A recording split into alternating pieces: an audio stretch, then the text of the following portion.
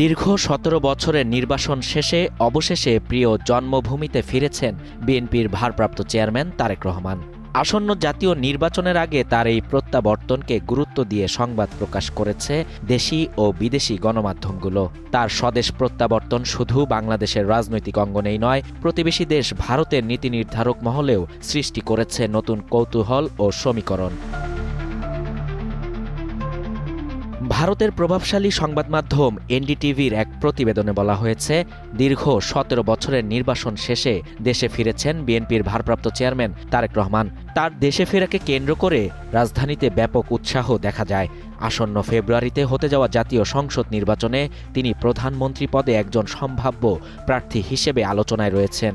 The Indian এক্সপ্রেসের এক প্রতিবেদনে বলা হয়েছে, বাংলাদেশের সাবেক রাষ্ট্রপতি জিয়াউর রহমান ও দেশটির প্রথম নারী প্রধানমন্ত্রী খালেদা জিয়ার পুত্র তারেক রহমান বৃহস্পতিবার দেশে ফিরেছেন। দীর্ঘ ১৭ বছর তিনি নির্বাসনে ছিলেন। তার দেশে ফেরা এমন এক সময়ে ঘটল যখন ২০২৪ সালে শেখ হাসিনার ক্ষমতাচ্যুতির পর বিএনপি আবার রাজনৈতিকভাবে সক্রিয় হয়ে উঠছে এবং দলটির অবস্থান শক্ত হচ্ছে।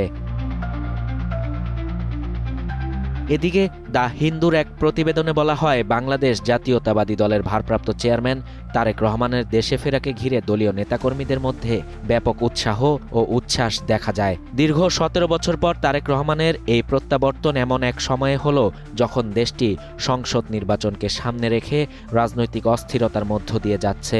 সম্প্রতি তরুণ নেতা শরীফ ওসমান হাদির হত্যাকাণ্ডকে কেন্দ্র করে দেশের বিভিন্ন স্থানে সহিংস বিক্ষোভ ছড়িয়ে পড়ে।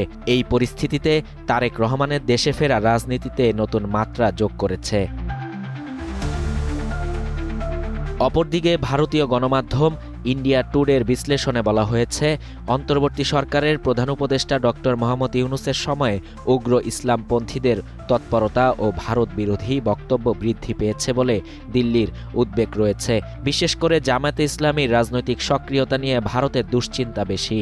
শেখ হাসিনা সরকারের সময় নিষিদ্ধ থাকা এই দলটি ক্ষমতাচ্যুতির পর আবার রাজনীতিতে সক্রিয় হয়েছে, যা ভারতের নিরাপত্তা ভাবনায় প্রভাব ফেলছে।